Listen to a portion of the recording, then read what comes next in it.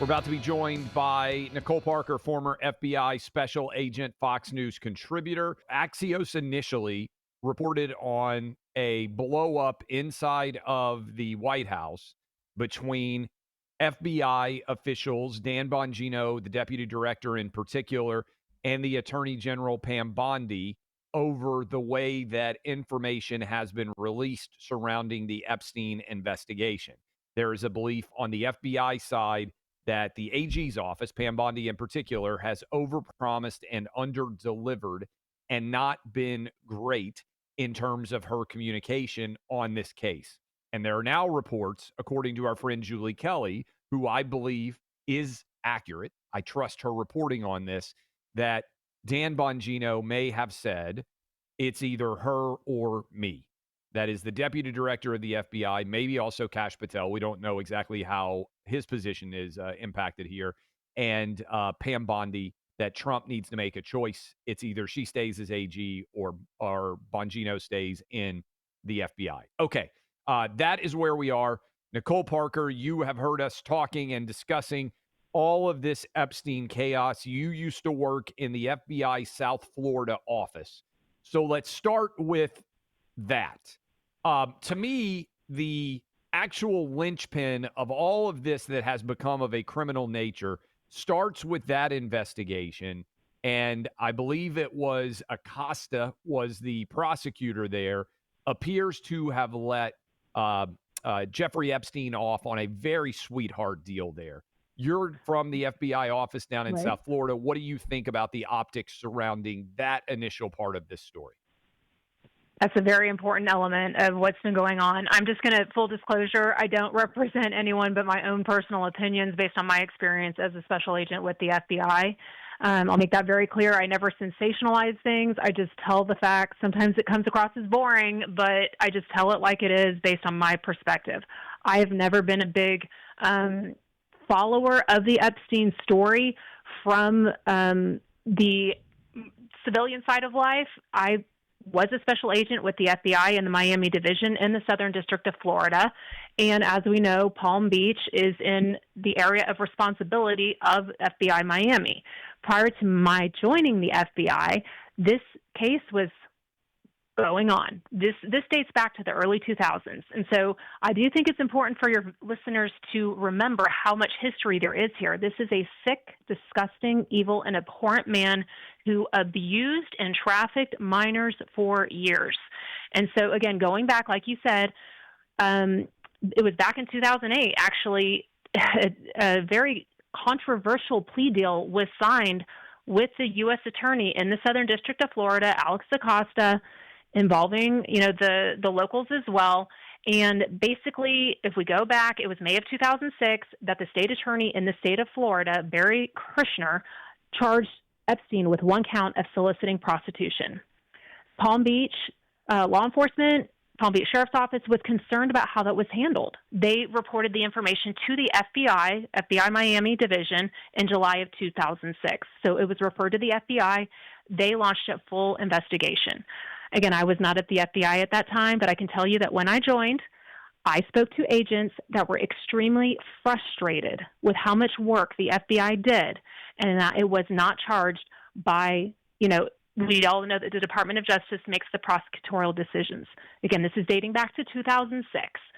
In June of 2007, it was actually U.S. Attorney Alex Acosta at the time. He was actually preparing a 53-page indictment against Epstein, right? So all these FBI agents that have been working so hard are like, oh, good, he's going to be held accountable as he should. They did a thorough investigation.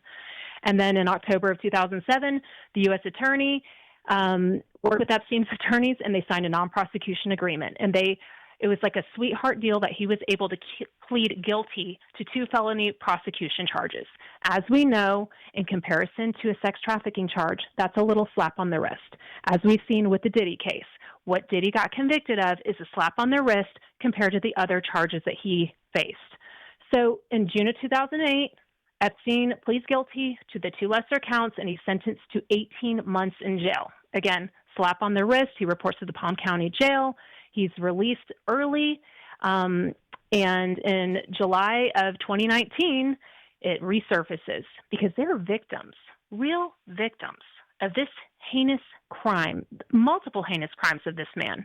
And they come forward, and with the Me Too movement, it brought a lot of interest, and those victims never had justice served properly for what occurred to them. And again, as an FBI agent who has worked these types of investigations, your number one priority is the victim. They have rights. They should be protected.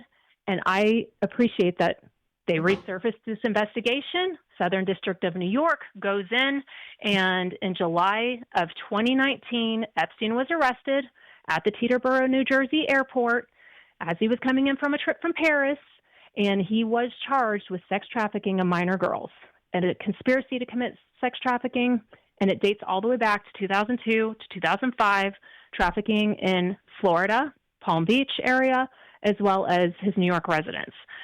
So women started coming forward even after he was charged. Over a dozen women come forward, and the FBI says, hey, if you are a victim of this monster, basically, please come forward. And over a dozen women came forward.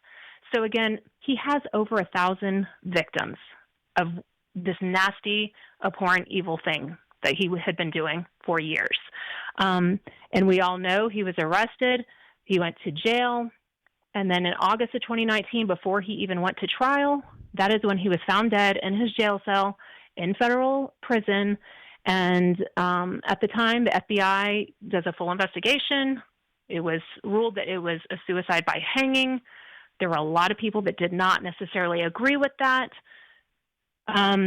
We all know that the bottom girl in a sex trafficking ring, there's a bottom girl. She's basically the one that recruits the victims, and that we all know is Maxwell. And she was arrested in 2020. She was the one that helped recruit these minors, underage girls. And in December of 2021, she was found guilty after a 4-week trial. And she started her prison sentence, a 20-year federal prison sentence. She started in June of 2022. And again, we all know this is a highly controversial case. It was not handled properly in the first place. And again, this is prior to me joining the FBI, but upon my arrival in the Southern District of Florida, there were agents that were extremely frustrated with how this was handled even back into the early 2000s. What do you think's going on now, Nicole? We've had a lot of people very upset after the memo release on Sunday.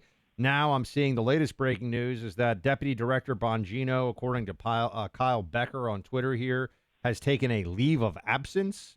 I don't even know if that's official or if that's just what people are saying, but obviously there's something going on here. What do you think's going on? Again, I am always hesitant to speak out of turn because I don't speak unless I know the facts. I do not know the facts of those,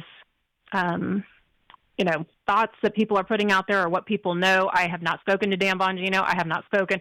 So that would be inappropriate for me to make a statement. I'm not going to do that.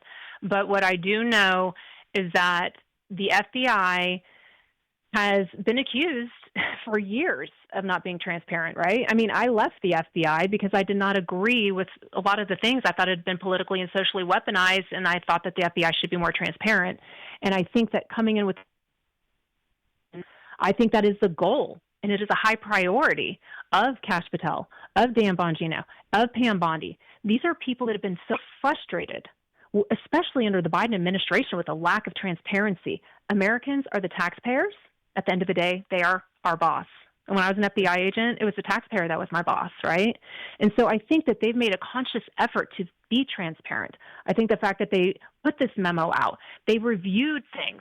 And I understand that people are very frustrated and, well, this is what the expectation was and this is what it is. And, okay. I want to step We back appreciate from that. Nicole Parker, formerly of the FBI and with Fox News, thank you for joining in, sharing your opinion on it. Thank you.